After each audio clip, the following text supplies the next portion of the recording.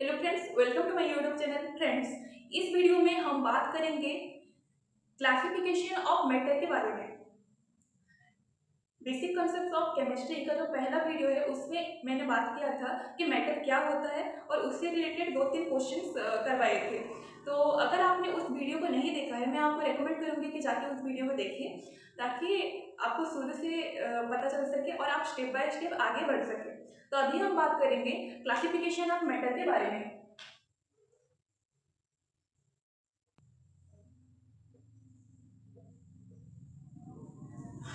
तो friends, matter को classify किया गया है उसके दो प्रॉपर्टी के बेस पे। पहला है फिजिकल प्रॉपर्टी, दूसरा है केमिकल प्रॉपर्टी। तो मैटर के दो क्लासिफिकेशन है, यहाँ पे लिखेंगे हम। मैटर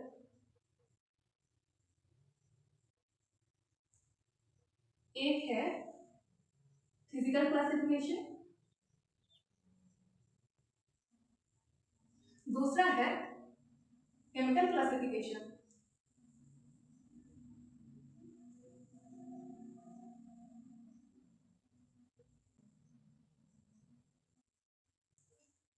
फिजिकली मैटर को तीन भागों में बांटा गया है। एक है सॉलिड, दूसरा है लिक्विड, तीसरा है गैस। फिजिकल स्टेट पे मैटर सॉलिड में पाया जाता है, लिक्विड में पाया जाता है, गैस में पाया जाता है। केमिकल मैटर दो स्टेट में पाया जाता है। एक है प्योर सब्सटेंस,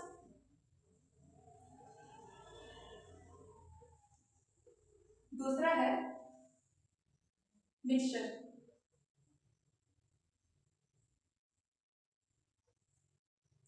हर प्योर सब्सटेंस को दो भागों में बांटा गया है। एक है एलिमेंट्स, दूसरा है कंपाउंड।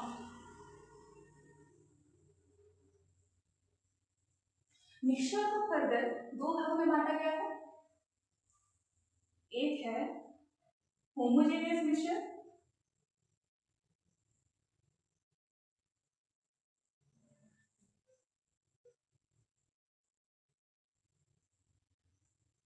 दूसरा है हेटेरोजेनियस मिक्सचर। दूसरा है हेटेरोजीनियस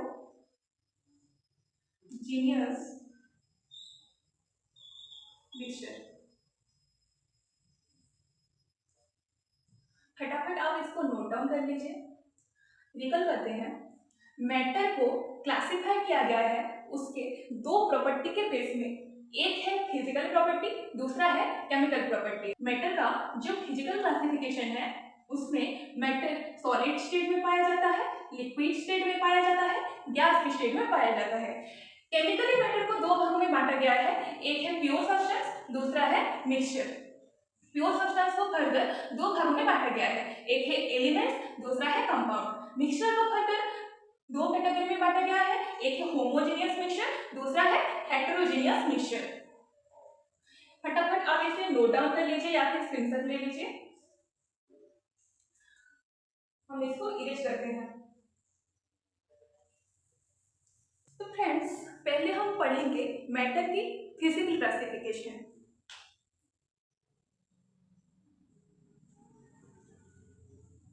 फिजिकल क्लासिफिकेशन।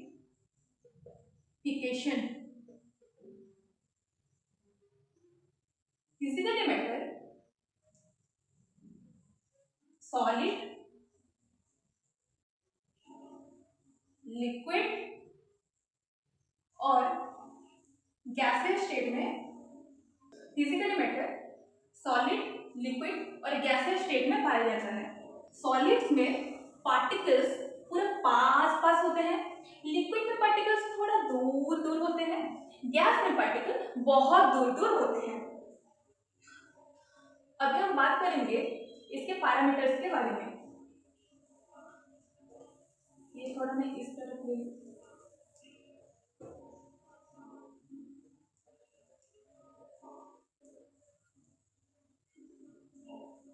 बात करते हैं पहले शेप की। सॉलिड स्टेट में मैटर का जो शेप है वो पूरा फिक्स्ड होता है। जैसे कि ये एक डस्टर है, इस डस्टर को मैं कहीं पे भी डाल दूँ, किसी कंटेनर के अंदर डाल दूँ, कोई बाल्टी के अंदर डाल दूँ, या फिर ये मेरे हाथ में हो, चाहे फ्लोर में गिरा हो, इसका शेप यही ही रहेगा। इसीलिए सॉलिड का जो शेप है वो फिक्स्ड रहता है।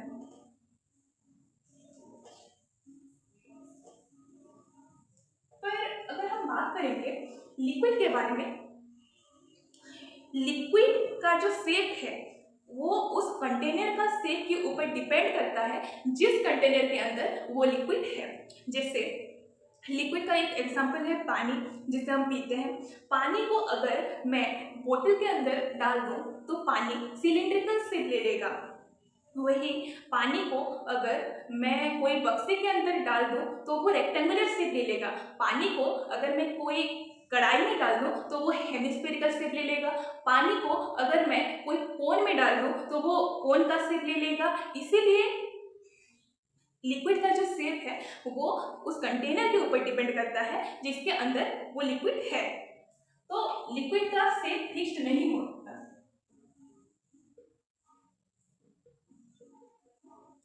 सेम रूल गैस में भी अप्लाई होता है। गैस अगर कोई बोतल के अंदर रहे तो वो सिलेंड्रिकल शेप ले लेगा, बाल्टी के अंदर रहे तो वो बाल्टी का शेप ले लेगा, कोई रूम के अंदर रहे तो वो उस रूम का शेप ले लेगा। तो गैस का भी जो शेप है वो फिक्स्ड नहीं होता है।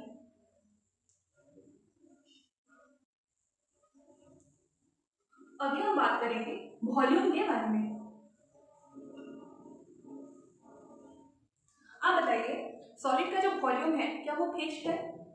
ये जो मार्कर है, ये मार्कर को मैं कहीं पे भी डालता हूँ वो इस सिलिंड्रिकल शेप पे ही रहेगा, इतना ही रहेगा। ये डस्टर अभी मेरे हाथ पे है, तो मेरे हाथ में जब है तो उसका वॉल्यूम यही रहेगा। अगर मैं इसे नीचे गिरा दूँ तो तभी भी उसका वॉल्यूम यही रहेगा। अगर मैं इसे पानी में डाल दूँ तो भी इसका जो वॉल्यूम है यही रहेगा। अगर इसे मैं कुछ भी कर दूँ, इसका जो वॉल्यूम है, ये जितना जगह घेरा हुआ है उसका जगह इतना ही रहेगा। तो सॉलिड का जो वॉल्यूम है वो फिक्स्ड रहता है। लिक्विड का आप 1 लीटर पानी ले लीजिए, उसे बोतल के अंदर डालिए, वो पानी उतना ही रहेगा।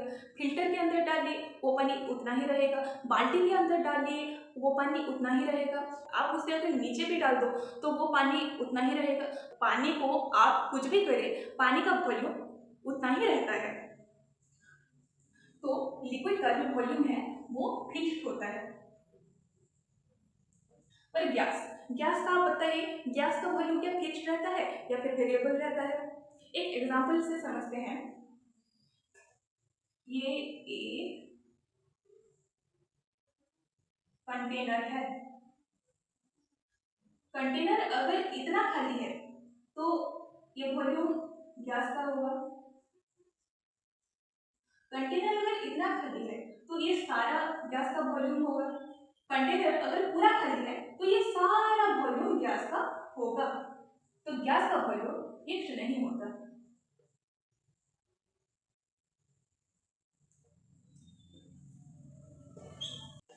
तो फ्रेंड्स अभी हम बात करेंगे इंटरमोलिकुलर फोर्स के बारे में। इंटरमोलिकुलर फोर्स, सॉलिड में पार्टिकल्स पूरा पास पास होते हैं, एक दूसरे के साथ पूरे चिपक के रहते हैं, इसीलिए सॉलिड का इंटरमोलिकुलर फोर्स सबसे ज्यादा होगा। यहाँ पे लिखेंगे हम हाईएस्ट। गैस का बात करते हैं। गैस में जो गैस का पार्टिकल्स होते हैं वो पूरा दूर दूर होते हैं, तो गैस का इंटरमोलिकुलर फोर्स सबसे कम होगा। पर अगर हम लिक्विड का बात करें, ना ही लिक्विड के पार्टिकल्स गैस के पार्टिकल्स इतना दूर दूर होते हैं, ना ही लिक्विड के पार्टिकल्स सॉलिड के पार्टिकल्स जैसे पूरा पास पास होते हैं। इसीलिए लिक्विड का जो इंटरमोलिकुलर फोर्स होगा वो मॉडरेट होगा as compare to solid and gas.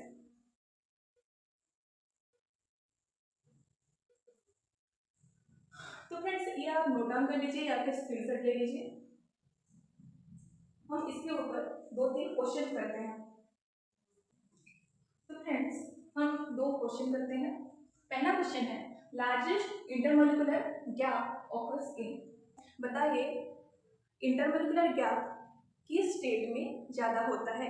क्या वो मैटर का सॉलिड स्टेट में ज़्यादा होता है, क्या वो मैटर का लिक्विड स्टेट में ज़्यादा होता है, या फिर क्या वो मैटर के गैसेस के फॉर्म में ज़्यादा होता है? मैटर के सॉलिड स्टेट में जो पार्टिकल्स होते हैं वो पूरा पास पास होते हैं।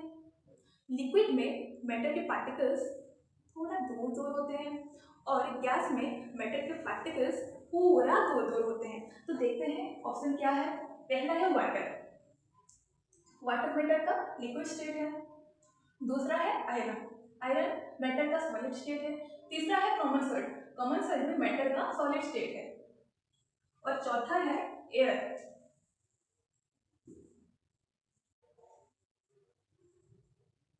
एयर मैटर का गैसियस स्टेट है।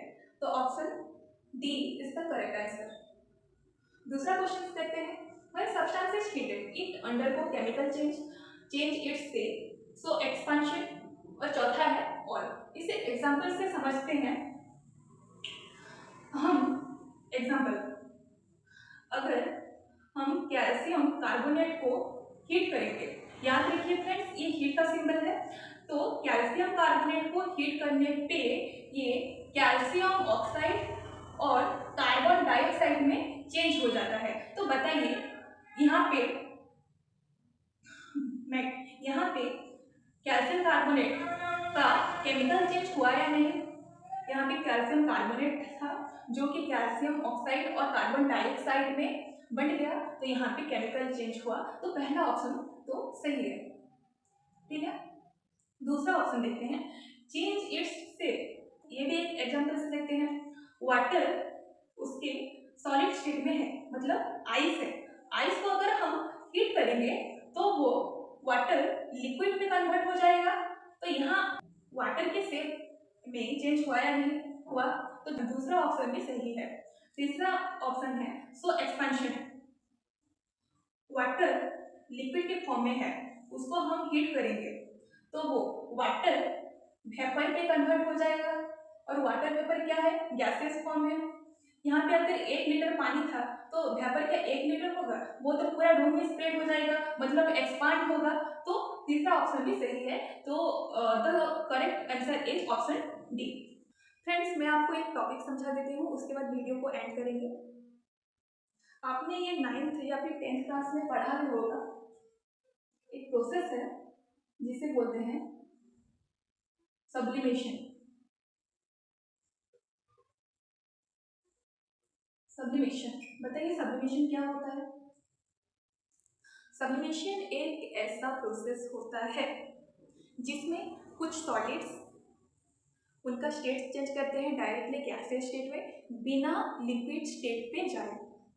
दोबारा, कुछ सॉलिड्स होते हैं जो खुद का स्टेट को गैसियस स्टेट में कन्वर्ट करते हैं बिना लिक्विड स्टेट पे जाए। उस प्रोसेस को बोला जाता है सब्लिमेशन। तो लिखते हैं सब it is the sublimation is the process in which some solids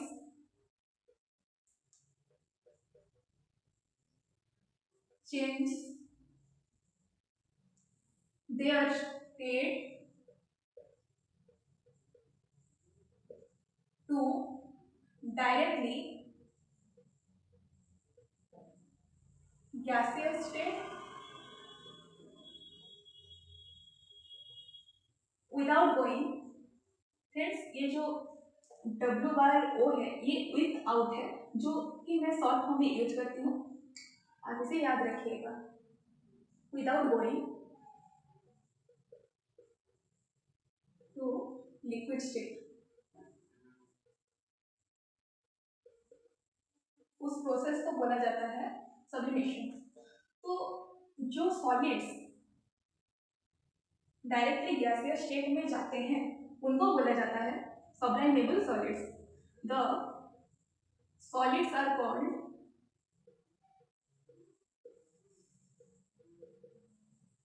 sublimable solid.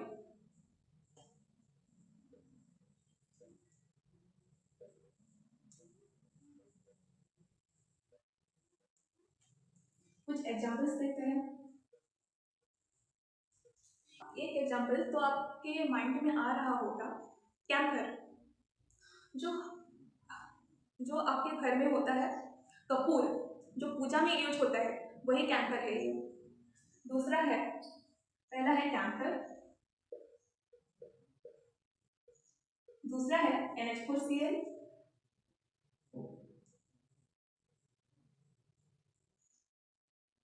तीसरा है नैप्थेलिन,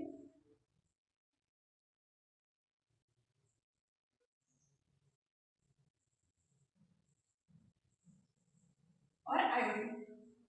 ये कुछ एग्जाम्पल्स हैं जिसको आप याद रखेंगे। तो फ्रेंड्स, आज के लिए इतना ही। मिलते हैं हम नेक्स्ट वीडियो में, जिसमें हम मैटर की केमिकल क्लासिफिकेशन के बारे में बात करेंगे। Till then bye.